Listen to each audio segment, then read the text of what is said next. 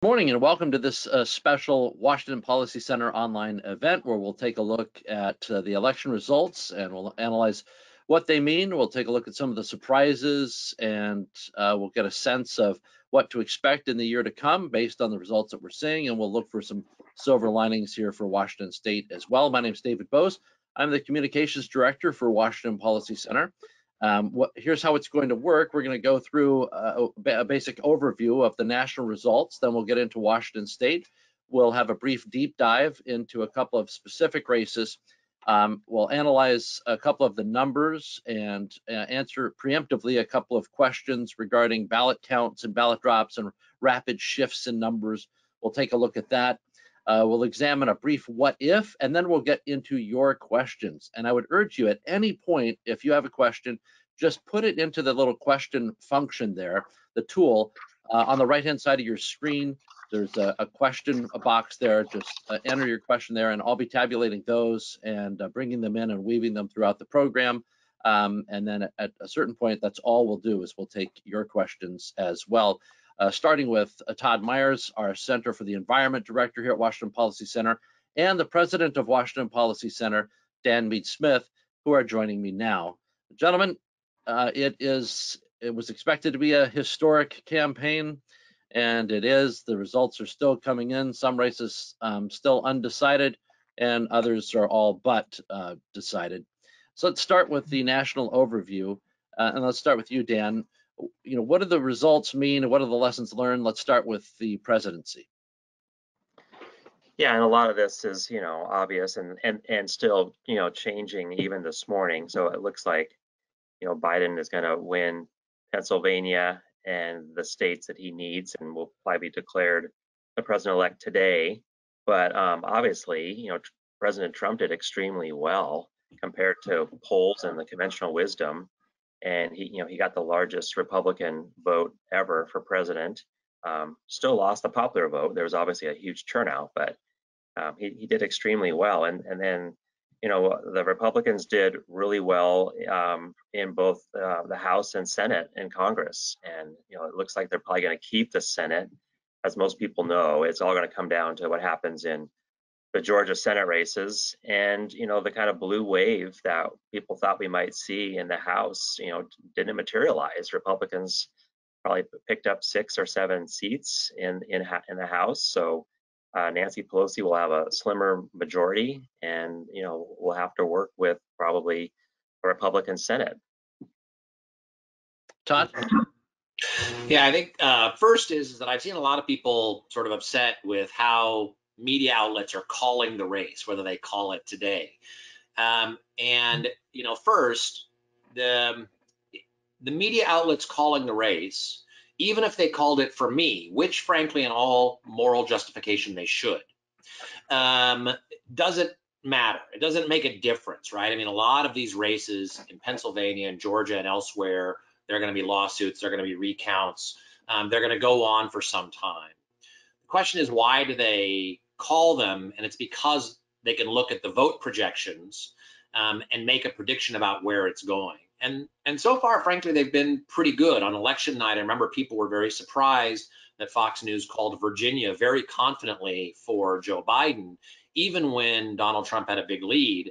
And people were wondering, why is that the case? Well, now Joe Biden has a 10 percentage point lead in Virginia, and it's because they know where the votes are coming in. But I think the key thing to take from the results is that the Republicans are likely to keep the Senate, that the Democrats actually lost ground in the state house or in the US House. So the ability, even if Joe Biden is president, for the left to push the most radical things that they wanted to is very low. The other thing is that there already are people in the Democratic caucus, some of whom who lost, who were really unhappy with Nancy Pelosi's leadership, because she said that they were going to expand their majority, and in fact they lost ground. So this talk happens every year, but there is again talk about replacing Nancy Pelosi for somebody younger, somebody who is more trustworthy, who will turn the party in the direction that they want. And I think that that's really interesting that they are having that infighting, because if they replace somebody with Nancy Pelosi, it will be a rookie. And compare a rookie Speaker of the House to Mitch McConnell. Who is going to win that fight every time? And it's going to be Mitch McConnell. So I think that there's a lot of people who are very frustrated with how the presidential race is going. But if you look elsewhere, it's telling that the Democrats are also very frustrated because they see their weaknesses, and there's a lot of weaknesses there. Yeah, I saw a couple of things. The silver lining for the presidential race to me was that, with all of the things that Trump had going against him, with the pandemic, with the economic retraction from that pandemic, and shall we say, an unfriendly media, that was pretty savage. Slightly. Yeah, slightly. You had the impeachment attacks over a sustained period of time. And I thought some of that treatment wasn't fair, but you also had, Trump's perhaps greatest enemy, which is Trump himself, from time to time, talking about things or doing things that don't make any sense from a point of view of, hey, you want to get reelected, all you have to do is just step aside. Then you look at the results and how close it was everywhere, and you see that, there was this. I saw somebody divided up into the Trump as the government official versus Trump as head of state, the symbolic head of state of the country, and they were pointing to that, this is the greater problem, and people do. It's like Clinton fatigue with how George W. Bush defeated Al Gore. People just kind of get tired of the drama, and I think there's when you look at how close it was, a little less drama might have shifted a lot of states, and I think that provides hope for some of the challenge. There would be challengers to either Joe Biden or Kamala Harris in 2024. I think it's really fascinating to see just how razor close it is, and how people decided to make their vote with some people voting for Biden who might not ordinarily, but they were just angry about other things. I think that's really interesting. The other thing is that division you talked about with Pelosi and others. There are some who are saying, look, there's been too much talk about socialism in this party, and Washington Policy Center's talked a lot about socialism this year with our Free Markets Destroy program. And you've got AOC, the Congresswoman Ocasio-Cortez, saying, look, there is no problem with the super progressive point of view. That's not the issue here. And so you don't see a lesson learned. You don't see that they're not saying this kind of a rebuke. They're saying, we just need to do more of it. And I think that division is going to get uglier as time goes on, especially once the election is called. So go ahead. Any further comments on the national front there? I know, Dan, you mentioned there was some good news in strange places in California and Illinois. Yeah, so it's, everyone's focused, rightly so, on the president and Congress, but there's also some really interesting ballot measures which are really important to Washington Policy Center. Usually there's ballot measures in our state that we're analyzing. There weren't any this year because of COVID, but there were 3 in California and 1 in Illinois that are worth examining, and all of them went the lower tax free market way. And just to repeat that, in California and Illinois, voters went for the lower tax free market perspective. So there's a major fight in Illinois. The governor was banking, everything on passing this new fair tax, he called it, to do a graduated state income tax. And I was actually in Chicago a couple weeks ago, and all the TV ads were pro fair tax and how we need to tax the rich. And in Illinois, of all places, where Senator Durbin was just reelected with a huge majority, it's losing by 10 points, which is fascinating, with a Democrat governor and legislature. And then in California, there was 3 ballot measures. One to change the way the property tax is calculated. That's going down. It's definitely close. There's still a big property tax sentiment in California back to the days of their property tax revolution, in the 70s. And, a big fight trying to get Uber drivers classified as employees, not contractors, a fight we're seeing here in Seattle over the last couple of years. Voters are turning that back and saying, Uber and other app drivers are contractors and not employees. That's the Uber model. And then a fight on affirmative action that we saw here in Washington State. California had Prop 209 before our Initiative 200. which did not look at race, sex, and other things when looking at contracting and college admissions. Ward Connerly led that fight years ago to pass Prop 209. There was a move to get rid of it, and voters are turning that back as well. So property taxes, turning back affirmative action, and going to the side of the Uber app model. Again, in California, where there's a huge Democrat majority and a huge vote for Biden, they were voting for Biden and voting, more conservative.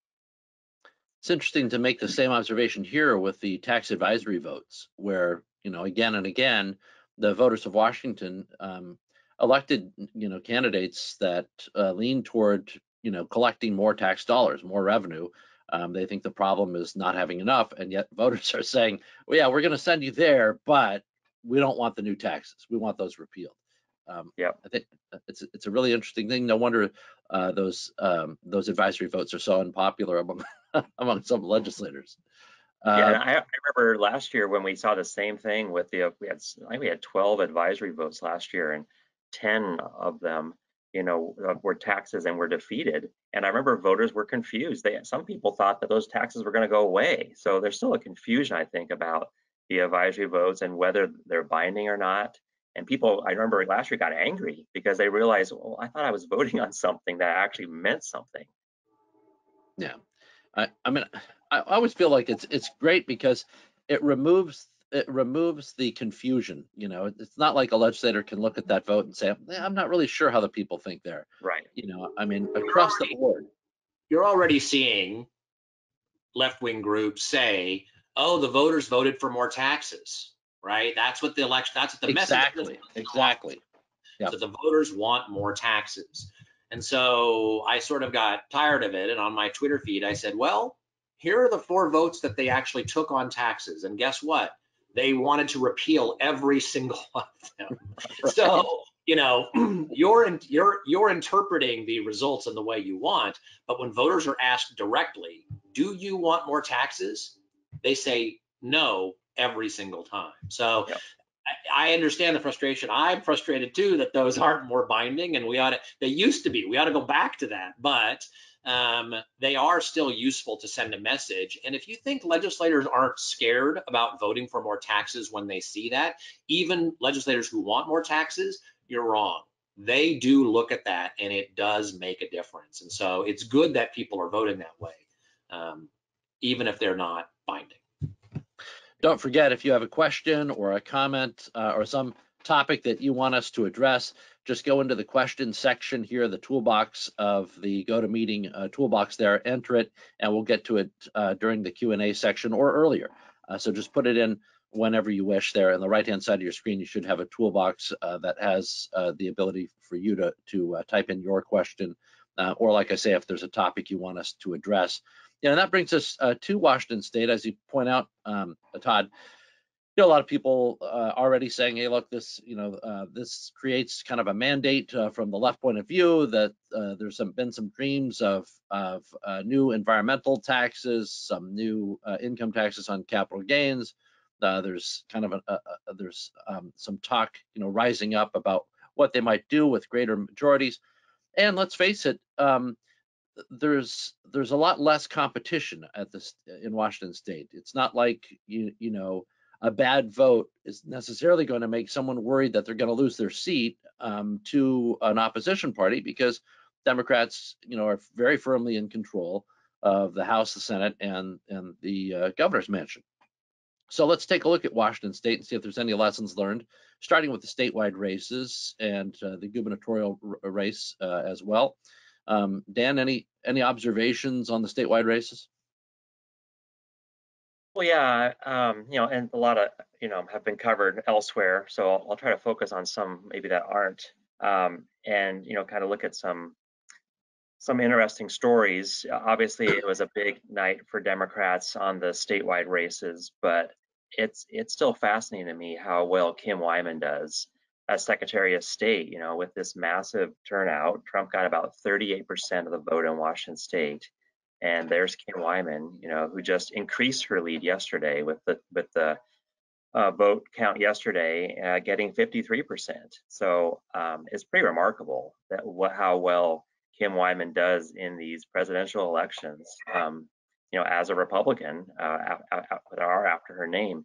And, you know, you may have heard that in the last 2 weeks of the election, out-of-state money came in trying to defeat her. I mean, $1 million came in at the very end of the election trying to defeat Kim Wyman, which is, you know, that's unbelievable for a Secretary of State race. I don't think either of them raised anywhere close to $1 million combined for this race. And you know, I just saw lots of TV ads against Kim Wyman, and it's remarkable how well she did. And you know, it's been talked about before, but you gotta think about Kim Wyman as a gubernatorial candidate, because something is resonating well with voters. I think, you know, she's very confident. People are voting for Democrats in big margins, but they want Kim Wyman, you know, to be overseeing elections and in that important position. So that's one of the main takeaways at the state level.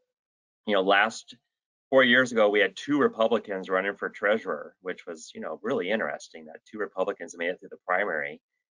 Just like we saw in the lieutenant governor's race this year, there's 2 Democrats, and Dwayne Davidson you know, won 4 years ago, and Davidson is not going to win this year.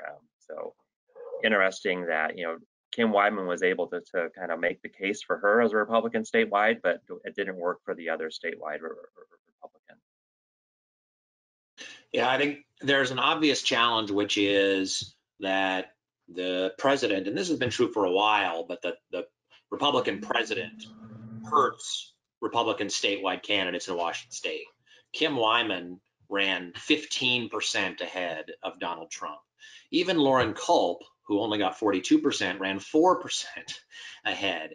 And so it's very hard when you have a lot of people who are doing straight ticket voting to overcome that margin. So Dwayne Davidson got, you know, almost 46%. So he got, you know, almost 8% more. But so it's just very difficult to get above that.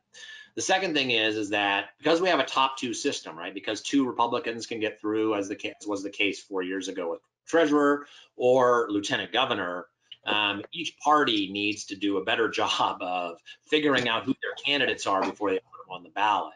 The reason that there was no Republican in lieutenant governor is because there were so many Republicans. They all split the vote, and then the only 2 Democrats that were on moved through. So that's a logistical challenge for both parties. It bit the Democrats 4 years ago. It bit the Republicans this year. So, but how do you get over that though, Todd? With you know, it's not like the parties can control who decides to go up or down. You know what I mean? It's we don't really have a strong party system here. But I think you can. I think the parties can make it very clear, you know, here's the person to vote for. I think the parties can say, can change their rules to say, we're going to put our support behind who the PCOs want, or who the county chairs want, or who, you know, they can come up with a system. But if they don't, they're going to continue to get marginalized, right? And it's happened to both parties. This is not a critique of one party or the other. It's happened to both parties in the last 4 years. But what it shows is that you need to get that together. And lieutenant governor, right? That failure with lieutenant governor may be very important this year, because if Joe Biden wins and Jay Inslee heads to Washington, D.C., lieutenant governor becomes governor. Yep. So if you don't have a candidate, you can't take advantage of those circumstances. So I think that's a lesson that both parties still need to figure out how to deal with. It's interesting that we don't really have like the Republican primary or the Democrat primary anymore with the top 2, you know, and there are times when I think it would be more strategically valuable to figure out who's your best coalition partner with the best chance of winning based on your array of policy goals. But we seem to still be playing the game as it was played prior to the top 2 for the most part. That's part of the challenge. Thing at the lieutenant governor's race is that, you know, Joshua Freed, who ran for governor, was unsuccessful in the primary. Staged a really impressive write-in campaign. I mean, a write-in campaign is really difficult, as everyone knows, but yeah, he got 20% of the vote. He got 700,000 votes. The number 2 Democrat got 1.1 million. So 700,000 for a write-in campaign is very, very impressive. Yeah, I thought so too. I mean, he's got close to 20%. That's I mean, that is a extremely difficult feat. You know, I mean, if he had pulled it off, he might have eclipsed um, the Congresswoman. Her name's escaping me now, Dan. Who am I thinking of? She ran a write-in campaign. Todd, help me out. Oh, Linda Smith. Linda Smith, right? Yeah. That was in the third. That was not statewide. That was in third congressional. No, but It was just also primary. It's right. Still impressive though, you know. Pardon me? It's just very hard, right? You can't. That's why you need to get one of your candidates through, is because even a very effective write-in campaign, you still fall very short. Yeah. You don't want. I'd hate to be in a position where I'm relying on the write-in campaign. I also thought, you know, I was the superintendent of public instruction race in the primary. Maya Espinoza was well ahead of Reichdahl. Kind of reversed itself afterward. I thought she got a slew of negative publicity on a couple of different items. One was her criticism of Reichdahl, which the state Supreme Court said was might have been improbable, but was accurate. And yet, you know, in the coverage, even in the Seattle Times, I saw the day of the election, they still had stories with the claim that her claim was false. You know, and I didn't think that she got fair coverage at all there. And then, you know, afterward you have, and then you similar items with, you know, the master's degree. You know, you write your ballot title prior to receiving the ballots. She's scheduled to get that degree prior to the vote, and yet, you know, you have this giant headline claim that there's, you know, that there's some, you know, unsavory goings-ons, and I didn't think that was fair coverage at all. So, No, the other thing that frankly sticks in my craw about that, I mean, Maya is, you know, obviously she's very sharp, very impressive. And the thing that bothers me is that I think it puts the lie to the fact that people on the left say that they want more minority and women representation, when in this case it was a minority woman against a white guy. Yeah. And who did they support? So the next time people get lectured about how, oh, we want more minority women in positions of power, she would have been the first minority woman elected statewide. And she was rejected by the party who claims they want that. So I just think, you know, that is a really telling sort of how much that nonsense is. It's time to, you know, talk about issues, and you can disagree about issues and policies, and I don't have a problem with that at all. But I think that this race showed what a disingenuous game that sort of rhetoric is. I actually felt the same way about the governor's race, because there was no agenda that I could discern for a third term for the governor. I mean, it's his right to run and everything, but based on the criticisms and things that you're talking about, it would make perfect sense for him to step aside and let some other rising star in his party, even in his party, you know, kind of take that mantle. But it doesn't happen, and so that rhetoric tends to be empty and aimed at, you know, challenging the morality of the other side instead of addressing the policies that are actually being run on, which is difficult. And that brings us to some of the deep dive races. We talked a little bit about why Kim Wyman would win, why she wins. You know, I think being a woman in Washington State's an advantage too.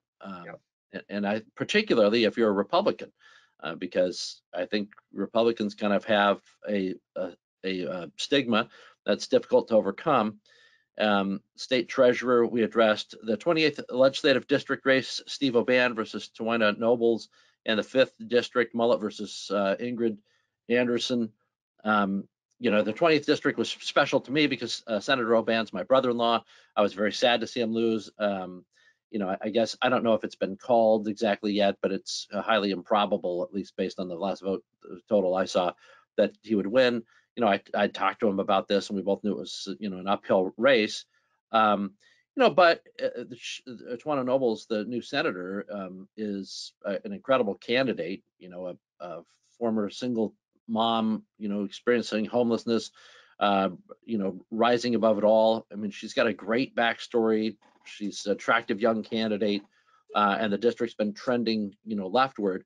But I thought it was particularly bad news for the Republican Party, because, you know, Senator O'Ban's one of the last Republicans to represent a major urban center, or at least part of it, in the state. and it continues this trend toward the total elimination of a competitive party in in any urban area. Yeah, I think there's a lot of interesting shifting that we can talk about in different legislative races around the state. I thought that result was one that was sort of more traditional, that it was a marginal district fought in a tough year in a close race, and it just balanced one way instead of the other like it did 4 years ago. So that when you look at all the races and you say, okay, where are the surprises? It's disappointing, I know, for you, but that doesn't surprise me that turned out that way, because that was a tough race no matter what. I think elsewhere in the state, like the 5th you mentioned, that's really an interesting one, because it was, again, because of the top two Democrats going through, and it was the far left trying to take out a more moderate Democrat. That, I think, is really a different kind of race. And what we've seen now is that Mark Mullet, who's there, who I don't think started out very moderate, frankly. When he was first elected, he was kind of a greenie, drove around in his electric car, and he owns the Ben and Jerry's ice cream. And so he didn't have a reputation as a moderate, but I think he has become more moderate. And so that's, I think, why they wanted to take him out. And now the late votes are trending in his favor. Which, if I can just digress real quickly, there's a lot of talk about trends in votes and people being upset. And so if you look at what's happening in Georgia or Pennsylvania, a lot of those late votes are going toward Biden, and people are very skeptical of that. It doesn't surprise me. There are big trends in late votes for a variety of different reasons. And we're seeing that here in Washington. And here in Washington, the late trend is going toward Republicans or more moderate, right? I mean, Mullet is benefiting in a big way from those late trends. And Ron Muzzle in the 10th, who's the Republican there, went from significantly down to now he's ahead. And will probably win that race because the trends are strong in his favor. So people look skeptically at late ballots and their trends, but those trends go in both directions for a variety of different reasons. And here in Washington State, they're moving toward Republicans. Yeah. There was one more thing I want to say about the 28th district race, and that was there was an ugly, accusation of racism early on in that campaign, where there was claims made about a picture of the Democrat candidate, and it turned out that the only people who darkened the photo, which was the allegation, were the left-wing interest groups that tried to make the claim and do the smear job. And I thought, doing that kind of a smear job and being so brazen with it, and actually being guilty of it yourselves, that deserved some kind of media attention, which it got it got nothing. You should be more clear about what happened, which is that I think that WEA, but maybe I can't remember who the special interest was. I think it was, yeah. Put out a mailer that accused Steve and his campaign of making his opponent darker black, because she's black, darker than she was, and accused him of racism. And what it turned out is that when you looked at his actual mailing and the mailing that the special interest group sent out, they were the ones who did it. Exactly. And then accused him of doing it. And you're right, that was really horrible. And I just think that sort of thing does need to be called out, because if it's not and people don't pay a price for it, they'll do it every time. Yes. Yeah. That is so corrosive of the ability to work with each other and treat each other respectfully and honestly. Yeah. Yeah. It was basically the special interest party campaign equivalent to the allegations made by the state elected official last year that happened to be, at the meeting that they happened to record. I can't remember the name of the elected official now, but making various claims against her caucus, that the Democrats were, racist within their caucus, and it all ended up blowing up in her face. But, again, not a lot of long-term consequences for something that I think deserves some. Shall we jump into a couple of questions? We've got a long line here from the audience. I know we have a couple of. Can I just cover one thing really quick, Dave? And you Sure. can pick out a good question while I cover this in a minute. One thing that's really, I think, interesting for folks to look at is the Olympic Peninsula, and particularly Grays Harbor and the 19th district. I think it's the 19th or the 17th, but all three of those seats are going to go Republican. You know, we saw a little trend 4 years ago where that district went for Trump, and Representative Walsh won. Well, now the longtime Senator Dean Tacko, who's a Democrat, is going to lose that race, and all three in that district are going to be Republican. So it's interesting because we're not seeing that trend in other places, but that's a district where it's completely swung from Democrat to Republican, and it was Democrat for years. I think Reagan was the last Republican that they elected, and they've been electing Democrat legislators, and that is going to change. First question up: how do we break the urban left stranglehold on Washington and in Seattle? I feel like I could make, if I knew the correct answer to that question, I'd be a multimillionaire already. First thing I think is recruiting candidates, right? Kim Wyman obviously shows it can be done. Yeah. So getting good candidates who are competent makes a difference. In the district where I live in King County, one of the seats wasn't even contested for the state house. In a district that used to be all Republican. And all Republican 4 years ago. It wasn't like 20 years ago. It was just recently. Yeah. So I think that's a problem now. People have asked me to run in the past, and I have said my blood pressure is high enough as it is. So I understand why people don't want to run for office, especially in this environment. But getting good candidates makes a difference. So I think that is a big challenge, but it's very important. Even if people know that it's an uphill battle, having good quality candidates makes a difference, because what it shows is, look, I'm a neighbor like you. We may disagree about some things, but I'm not a caricature. And so that, I think, first and foremost, makes a big difference. The other thing I'll say is that there is a remarkable nationalization of issues. I have talked with legislative candidates who go door to door, and they don't get asked about any legislative issues. Right, they get asked about federal issues. And so I think that, if the federal candidate is unpopular or the federal agenda is different than in Washington State, that makes it very difficult to win. I've tried telling some of this to friends on Facebook, longtime associates, people who are very liberal and very conservative, people unfriending each other after decades of acquaintanceship. And I said, look, in Washington State, when we vote for president, if you're a Biden supporter, it's a done deal. This is going to be called at 801. We're just not a competitive state, and people get upset by that. It's not fair to call early, but it's really about bragging rights, because we have an electoral college. It's fine to support your person, but you're not. This is not going to be a nail biter. You don't have to lose your friendships over it, and you can focus on the state races and start talking about those policies, but it's so difficult. And frankly, it's really tough. The media is going through a big turmoil with new technologies. There's not a lot of, we've seen how the coverage in Olympia has shrunk, remarkably over the last 20 years. There's just a skeleton crew that covers anything going on Olympia now, and they're on their own deadlines and usually have other beats. So it's tough to get local information out there. And let me put a shameless plug, as someone who worked in the media for, the better part of 2 decades, Washington Policy Center's blog is a great place to go for information about what's happening in Olympia. And policy information that you're not going to necessarily see in the papers.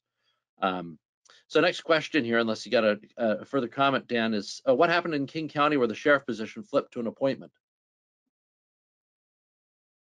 Well, that's exactly what happened. So it is now being an appointment.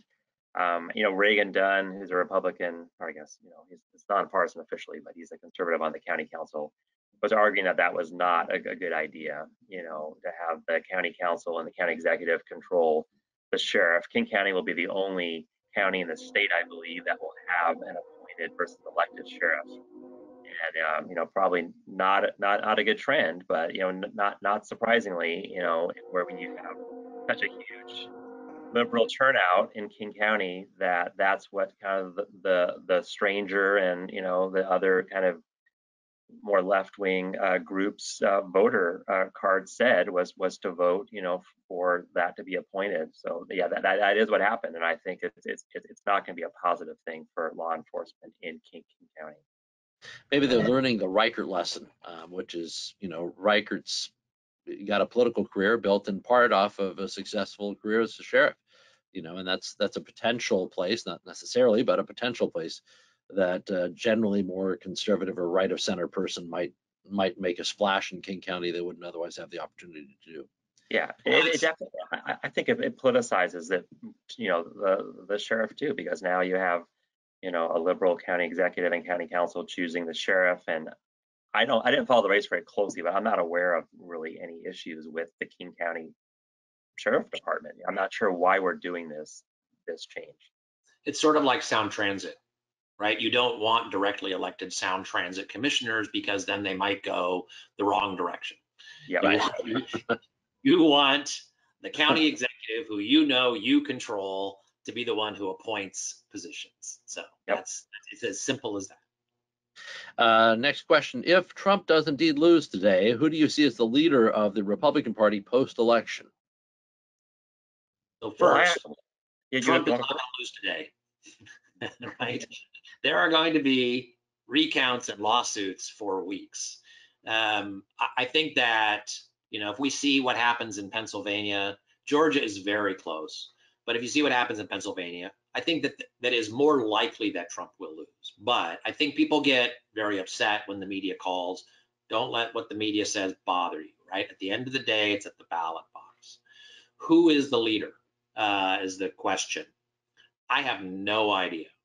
In 2013, if you had told me that Donald Trump would be the leader, I would have, laughed until my gut hurt and probably would be homeless because I would have bet my house that wouldn't be the case. So it's really difficult. Nikki Haley, I think, obviously has very good standing among a broad group of Republicans. She was a very strong supporter of the president, served him very well as UN ambassador, right? Disagreed with the president when she needed to, but did it in such a way that people who supported Trump still like her. She's very qualified. I think you will see her. I think there will be a lot of other folks who come out of the woodwork, but I think it's super difficult to know where we'll be 3 years from now, 2 years from now when that race starts. I heard a really fascinating presentation a couple days ago, a post-election, and I always look to the American Enterprise Institute for great insight on the election, and they had a great panel. And Henry Olson from the Manhattan Institute and from American Enterprise Institute kind of put them into 4 categories. One, what he called the imperial successors, which is like Vice President Pence.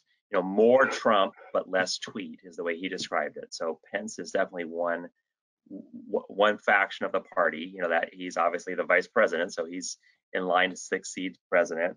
The other one were the populists, who are close to Trump, but are maybe in a kind of same category, like I mentioned about more Trump, less tweet. But that's Ted Cruz, he said, Nikki Haley, Senator Portman.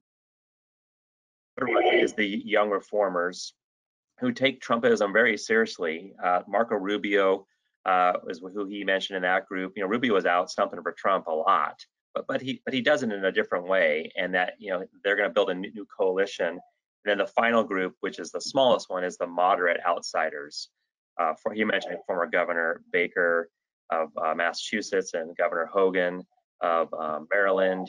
People like Mitt Romney. So those are the 4. I thought that was interesting. Those are the 4 groups that he thought were going to be battling it over.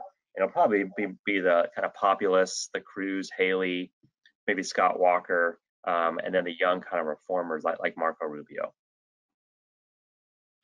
Do we need comprehensive federal election reform? And if so, why? If not, why not? And what should it look like if we do?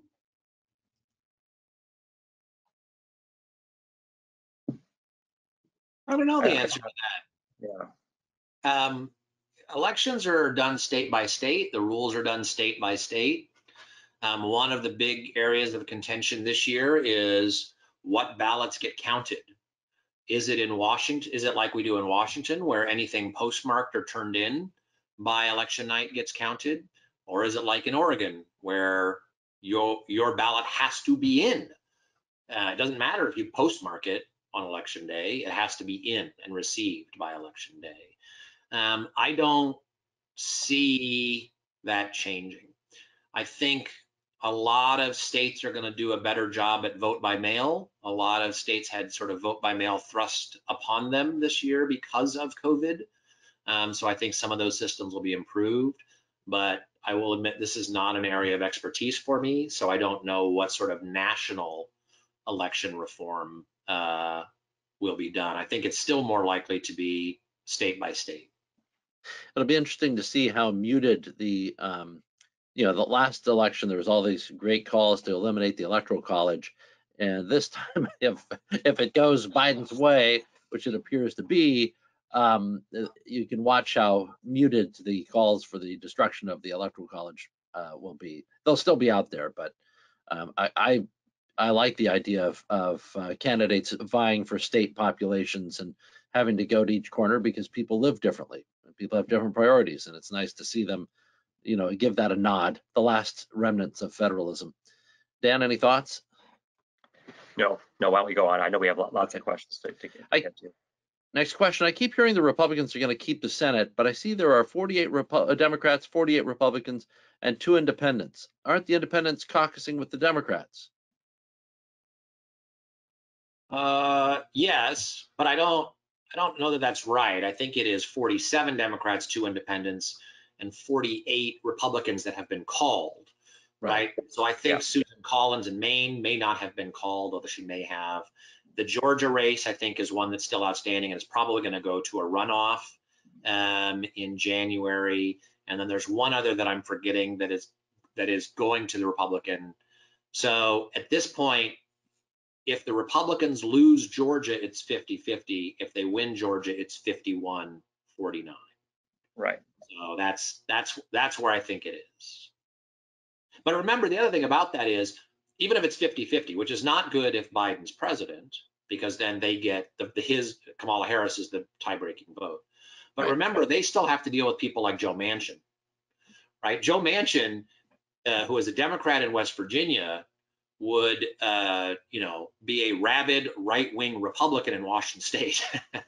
So, who votes quite a bit with Republicans on key issues, on energy issues, on Second Amendment issues, on things like that. So even if they can get to the Democrats can get to 50, we still have the filibuster, and they still have struggles in their own caucus. Next question. Governor Inslee claimed his win as a mandate for the climate change battle. How closely does the legislature's mood reflect that sentiment? Well, the legislature is definitely going to go more left. I mean, if Senator Mullet can pull out that race in the 5th that Todd mentioned, where he's up by 28 votes now, that's definitely going to help in the Senate. But what I'm seeing in some of the new senators and House members, and the Democrat Party, they're definitely further left. We even saw a primary of Representative Zach Hutchins lost. A more moderate Democrat lost to a more liberal Democrat. So all in all, we're going to have a more liberal legislature, not just because of the increase in the Democrats, but because the Democrats are getting more liberal. So I think they will be inclined to pass the governor's agenda, and he might finally get some sort of a climate tax that people have been able to beat back the last few sessions, which has been pretty remarkable given the makeup of the legislature. That might change in 2021, given what happened on election night. Senator Mullet is obviously a very important race, and if he does win that race, that will help push back on that. But there still might be enough votes, even with Senator Mullet there.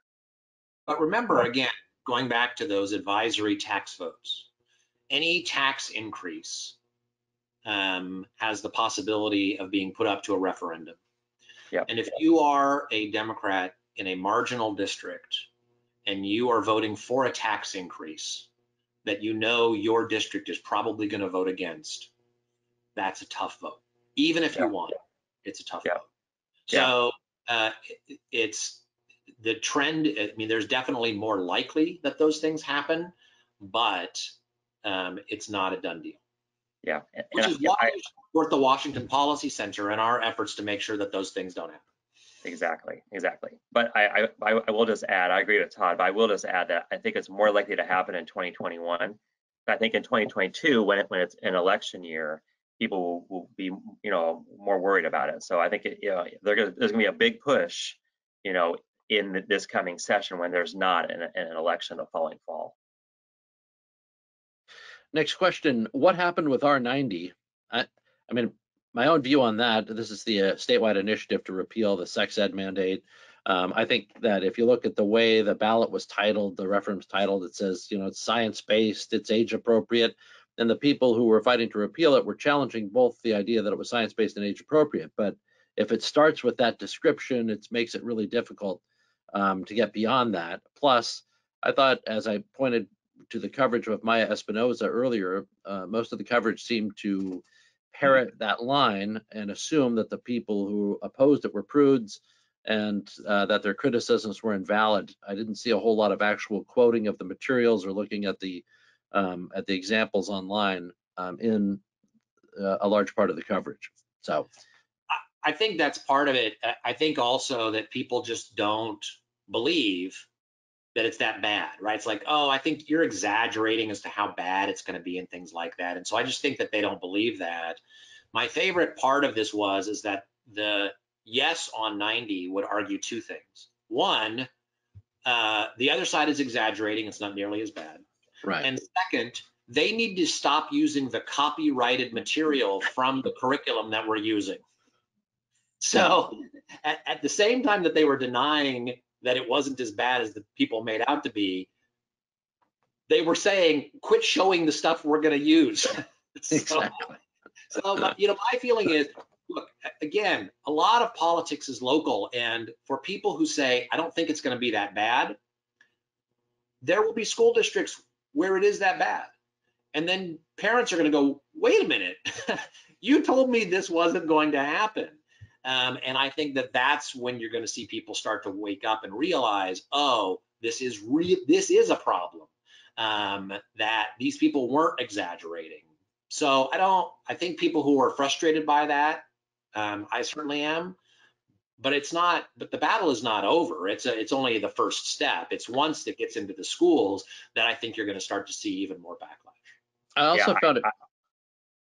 I completely agree. It only passed in 13 counties, so the vast majority of the state is against this, when it comes to the counties, and we're going to see more outcry that this issue is not over. I think it's just starting, really.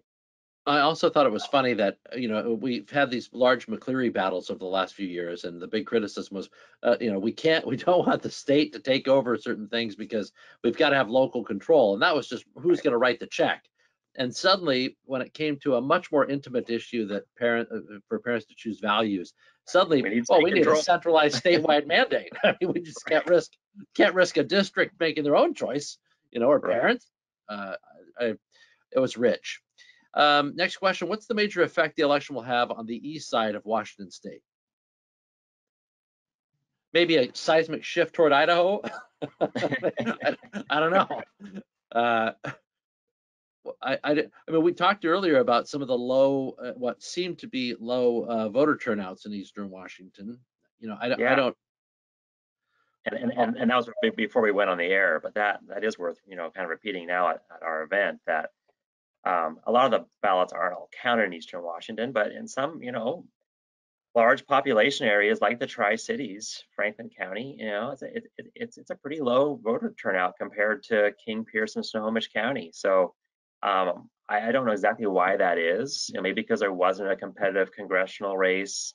They thought that their vote didn't matter for president, in a state like Washington where it doesn't really matter, but everything's local, and we're seeing, legislative races. Maybe it could have changed the treasurer or superintendent of public instruction, probably not, but still, I think that's something to look at, is why, Republicans, or I guess Republican-leaning counties in Eastern Washington are turning out to vote when it's so easy. I mean, it's mailed to you. There's no postage necessary. You just need to put it in the mail. You make an interesting point, Dan, that even if it brought those races closer, so that it was like, 48, 49% for the opposition, and maybe they wouldn't win, but having races be competitive is a great reminder for politicians to not push things, right? If you want to do something that is unpopular, and you're going to get 55% of the vote anyway, you're just going to do what you want to do. That's human nature. But if you're trending toward 50 to 51% of the vote, and the other side is really close, then you start to think, well, I'm not sure I really want to die on that sword, or I don't want to risk it. So there can be a big difference in temperament. Yep. In that message sent.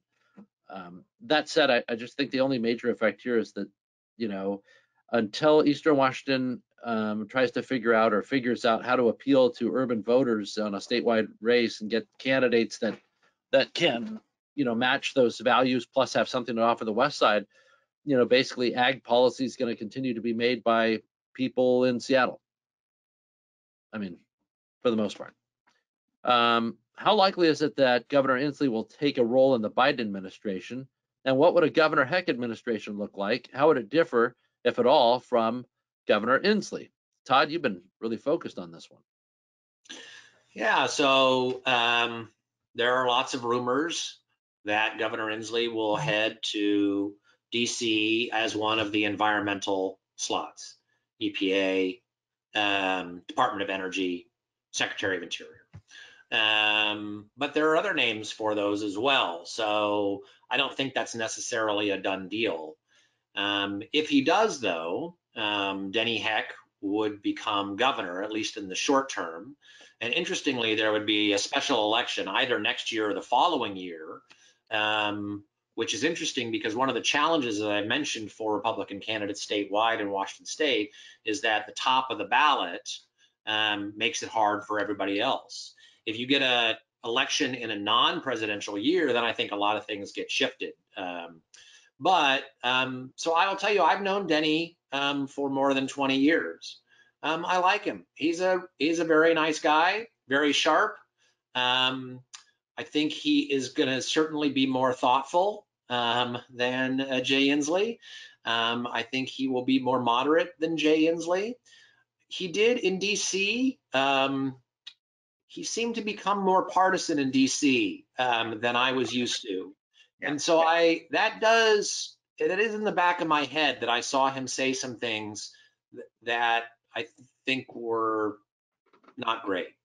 But in terms of Denny Heck versus Jay Inslee, if I had to choose one of them, I would choose Denny, because Denny will talk to you, he will listen to you, and then even if he disagrees with you, he will consider what you have to say. That has been my experience with him. Yeah, interesting. Yeah, I would agree with Todd, and I'd also add that I think that I think he really would work with Republicans. You hear that from the Republican leadership. They don't hear from Governor Inslee. They never hear from him about the COVID restrictions. They just hear about it at the press conference. I really think a Governor Heck would work with Republicans more. Maybe not, agree with them or use a lot of their recommendations, but I think that you would see them at the table more, which I think would be better for our state. But going back to Todd's point, I do think if Republicans ever want to win a governorship, having Inslee go to the Biden administration and having an off-year election would be the way to do it. That would be a way for a Kim Wyman, a Kathy McMorris Rogers, or Jamie Herrera Butler to win when there's not a presidential election. I have no doubt that we'd have a Governor Rossi or a Governor McKenna if our elections were in the off years. Next question: did the national vote totals, indicate that the country is still generally supportive of center-right policies? Yeah, I think the short answer is yes. Yeah. Yeah, I think more so than people have certainly expected. It was pointed out that when President Trump lost to Hillary Clinton in 2016, that he lost the national vote, but all of the margin was in California. Everywhere else, it was basically even or Trump was ahead. So it's a little bit misleading. And of course, he didn't campaign in California very much because he knows he's not going to win. So you don't, get you don't get the ballots that you might otherwise get if you had gone there. But as Dan pointed out, in places like California and Illinois, good center-right ideas are being supported. And we see that in Washington State year after year when the Democrats try to pass tax increases and they put it to the ballot, the voters overwhelmingly reject those tax increases. So there is a very strong support for center-right ideas. And I think that's where our real strength is. And that's, again, why you need the Washington Policy Center, is to put out those good center-right ideas that people who may vote for somebody on the left as a representative will vote for center-right ideas when they are presented with them. Absolutely. And as we mentioned earlier, that Biden didn't have any coattails. You hear that Biden is not bringing in a mandate in the House or the Senate, which again, I think shows you that this was an election about more personalities than it was about policy ideas, which I think bodes well for folks on the center right. Yeah, I mean, I look at this question, the election was about Trump, not even really Biden that much. I think Biden was just another place to check a box. It had to be a plausible alternative, but for the most part, it was 4 more years or no, and that was the real question. I was actually really encouraged by the election results when it comes to center-right policies, because it looked like a rebuke of socialism, with all of the positive attention and all of this media focus of the big blue wave and the popularity of socialism and the rest. You had Americans saying, hold on for a moment, and then it's the same with single-payer healthcare plans, which are really government-only healthcare plans. People generally, when they're first asked, do you want government to pay for healthcare, they'll say, sure, that's a great idea, sounds simple. And then when you do the follow-up and say, oh, that means your care will be rationed and you might not be able to make the choices in your care or the care for your elderly loved ones, that support collapses, or when the price tag comes home. So I think we're still in good standing as a country. Next question. This is difficult, but how can conservative candidates be more competitive in Western Washington? It seems like the Republicans cede the Seattle area when all they have to do is lose by less. Do you see a sentiment changing in Western Washington enough to change what is essentially one-party governance in Washington? Yeah, and I would look at 2 people in particular. I mean, Kim Wyman we talked about a lot, so Kim Wyman's the third, but 2 other people to look at are Bruce Dammeier, the county executive in Pierce County, who just won his 2nd term as a Republican. It's not nonpartisan. He actually has an R after his name, and he just won in Pierce County. Pierce, King, and Snohomish are the big 3. You got to win 2 or 3 of those if you're going to win statewide as a Republican. And Bruce Dammeier has something going on well in Pierce County. He won pretty easily 4 years ago, and he ran again as a former state senator this year, in a not a good year for Republicans, and did well and was reelected. As Tacoma itself, the city itself and most of Pierce County is pretty liberal. So Bruce Dammeier, I think, has some secret sauce that could be tried statewide. And then Jamie Herrera Butler, just won another term. Every election, people are saying that she's in big trouble. The district is changing. It's becoming, more liberal as people from Portland move over to Clark County, or people from California move to Clark County. And she's going to have a hard time with Trump at the top of the ticket. 56% of the vote, is what she got, compared to Trump at 45. So she outpolled him by 11%. And again, just like we mentioned about Maya, here's a young mother, Hispanic background, a great face of the center right or Republican Party. And so I think, looking at those 3 people who have won in Western Washington, and I think could win statewide because of their success that they've already shown. The other thing is, I think there's 2 things real quickly. One is, I do think it's going to take it's a long-term trend, right? You're not going to turn it around immediately, especially in the Seattle area, in the suburbs. You need to have good candidates with the right message again and again and commit. But I will say that I was, in 1992, Mike Lowry won election, took a lot of Democrats into the House and Senate with him. And 2 years later, rather, in 1994, Republicans took big majorities in the House and Senate. And we went from 8-1 Democrats in Congress to 7-2 Republicans in Congress in 2 years. So shifts can happen very rapidly when one party goes too far off the deep end, even in Washington State, and we have seen that. So, the thing I tell people is, if you're frustrated by the election this year, it's like the weather. Wait 2 years and maybe it'll change, because we have seen that. But it's not easy, and it takes the right candidates, it takes commitment, and it takes the right messages.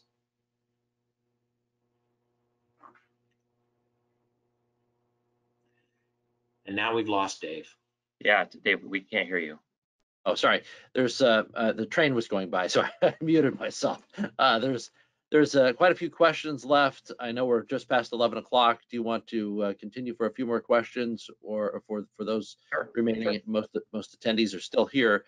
So here's one, Todd, that I thought you should comment on. It's from a viewer who says that with the tens of thousands of late registrations, it'd be impossible for even proactive local election officials to send a notice to the prior jurisdiction to cancel your previous registration.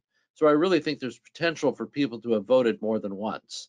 They just want you to comment on that. I think that's true. And I think that there are those opportunities. But I will say these two things. One, it is a felony. And you can find out, you may not be able to perfectly predict in advance, right, which ballots have been double counted and make sure that doesn't happen. But you can find out afterwards. And Kim Wyman was actually asked about this last week, and she said, yes, and we are going after people who did that. So I think that the potential for that to occur this year is real, but I think there are real penalties, and she at least has said that they will go after that. The second thing, though, is that in most races, those marginal ballots don't make a difference. And the incentive is, so I used to be a poll watcher, and what they would do is the elections board would look at questionable ballots. And these may not be questionable, but just to give you a sense of what they do. So they would get a ballot, and it would be spoiled, or it'd be weird, or somebody would write in. And there was one example when I was a poll watcher where somebody wrote in, that nice young black man. And so what the elections board would do is to say, can we tell who this voter is talking about? And they said, yes, we can tell because there is a young black man who's running. Okay, will this vote make a difference in the outcome? No, it will not. Then count it. So the bias is toward counting it. So although there are fraudulent votes, there will be fraudulent votes. The question is, are there enough to make a difference? And I think in the vast majority of cases, there aren't. In the cases like 2004 with Dino Rossi, where the fraudulent votes, I believe, did make a difference, there will be lawsuits. And if you remember, there were massive lawsuits, and I am very frustrated with the way that turned out. But remember, it was super close. It was like 100 votes statewide. So if that sort of thing is occurring, especially in the presidential race, Donald Trump has more lawyers than landed on the beach at D-Day, and all of those things will be examined and gone after by those folks. Next question. Rob McKenna won as Attorney General but failed to win as governor. How would Wyman avoid the same problem? She would be demonized as soon as she declared a gubernatorial run. Yep, that's the challenge. You're absolutely right. But she starts at least from a better place than other folks who have never run statewide before or have lost statewide before. So all of those things will be true. Democrats who did TV ads for her this year will say, oh, but I didn't realize that she was worse than Hitler. I think they will say those sorts of things. So yeah, you have to overcome it, but you have to, like I said, the reason that people like her or Jamie or CMR or other folks should run is because people know them. It is more difficult to demonize them that way than somebody who is brand new and has never run before. And I would just add, I mean, I agree with the questioner, but the other thing I'd add is that, McKenna and Rossi didn't run with Trump on the ballot. So I think that's even more impressive that Kim is winning elections with Trump on the ballot, because there's a wider margin between how much, the Democrat is getting versus Trump, and what Kim can make up. It's interesting too. The way the questions have been framed have been, how do Republicans win in King County? But in Washington State, the top two, if your focus is on policy, there's lots of policies that a moderate Democrat might like charter schools, for example, or being opposed to some of the more ridiculous tax plans that are very expensive for environmental reasons, Todd, that you've written about, where it costs a fortune of taxpayer and the burdens on the taxpayers in order to achieve a limited environmental result. And there's alternatives out there that would have a large environmental result and would be relatively inexpensive for the taxpayers. So, they don't have to have an R next to their name. They could easily be a Democrat, run with these kinds of priorities to change schools, to tackle the environment in a cost-effective manner, and they could have an appeal, across the board.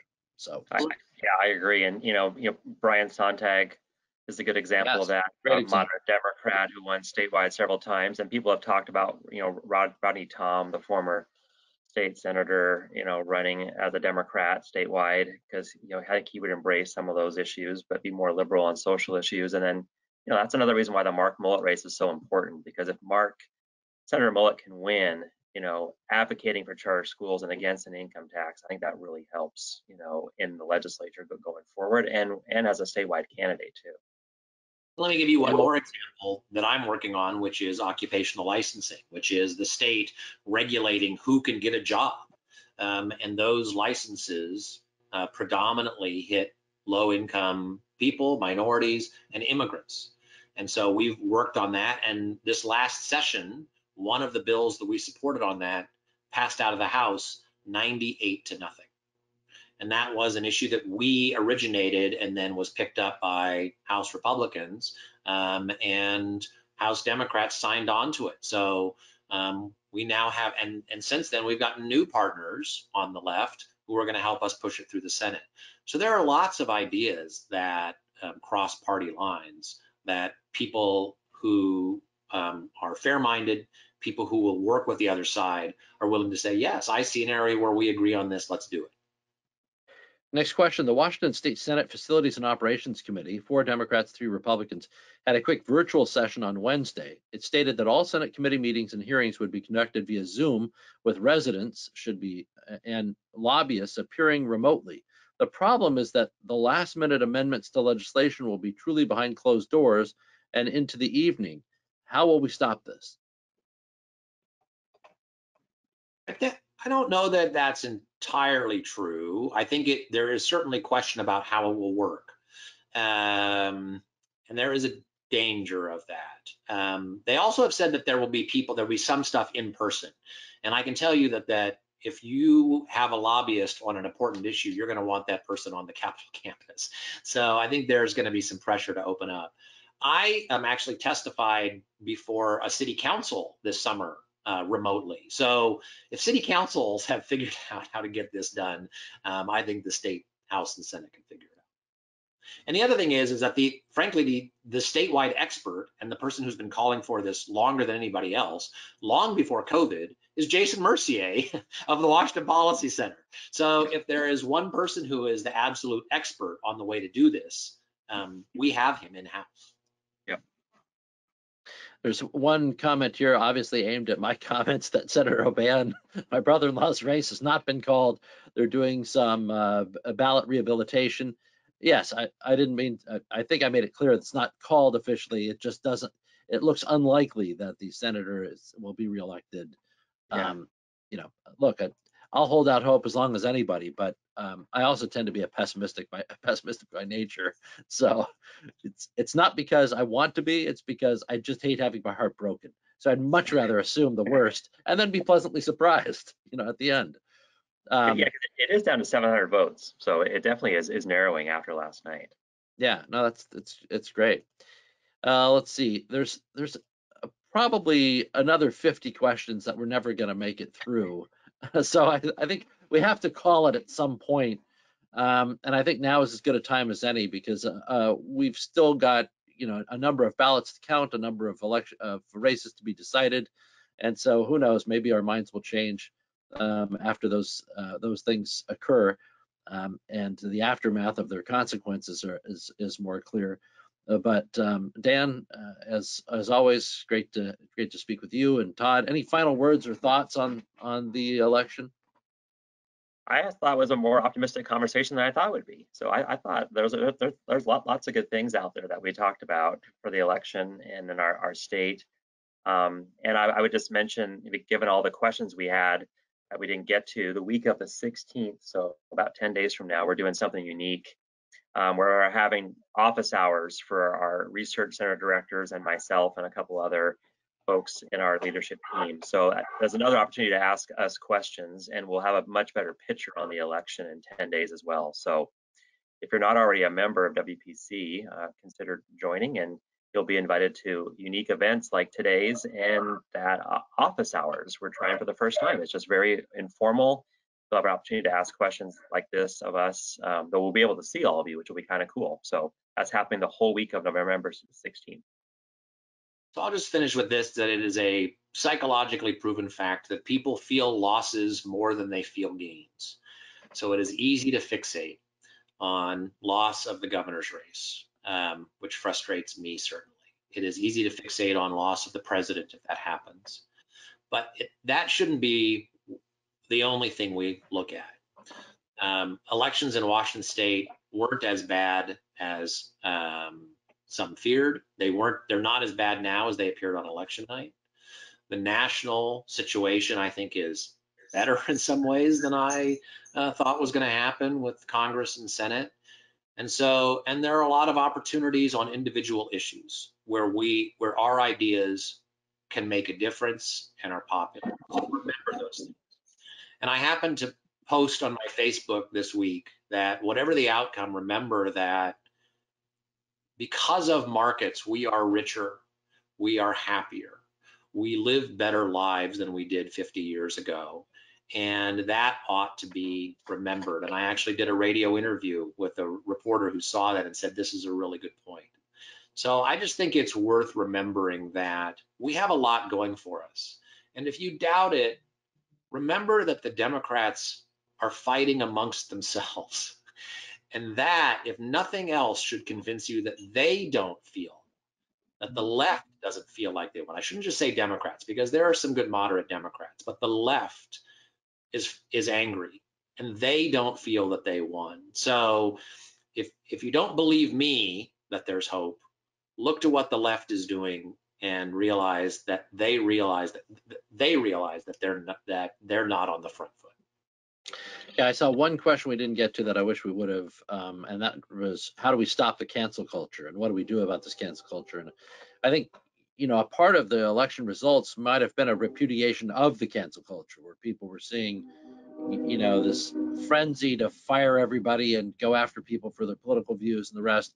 I think that that's unhealthy. I think, you know, I grew up in a family with, you know, some hardcore Democrats. My grandma was a hardcore Democrat throughout her life, you know, very liberal. We used to talk politics all the time. I never dreamed in a million years of unfriending her or, you know, or treating her, you know, like she was an enemy. I think that working together and having the exchange in the marketplace and at employment places and the rest, it helps our cultural glue, helps keep our society together. And I think that we lose that with a cancel culture. So I do see it as a danger. But I think the election results, you know, that I think it certainly weakened the momentum of that. And like I said, like Dan said, we can talk about it again at the office hours coming up. I'd also encourage you to take a look at the events page at washingtonpolicy.org. Check our events tab, because we've got, you know, a virtual film screening of The Pursuit, where you can talk to the director afterward in a Q&A. We've got a Facebook Live event, Free Markets Destroy Climate Change, coming up on November 12th. Same day, by the way, as the virtual film screening. And the WPC office hours are November 16th. So continue to check for events, be inspired, and hold out some hope, which you'll find regularly on the WashingtonPolicy.org blog. Gentlemen, thanks so much for the event. Thank all of you for watching. So many of you throughout spending more than an hour with us to talk about the election aftermath. I'm sure there'll be much, much more before the end of the year that we'll talk about again. Thank you. Thanks for joining us. Yeah. Thank you.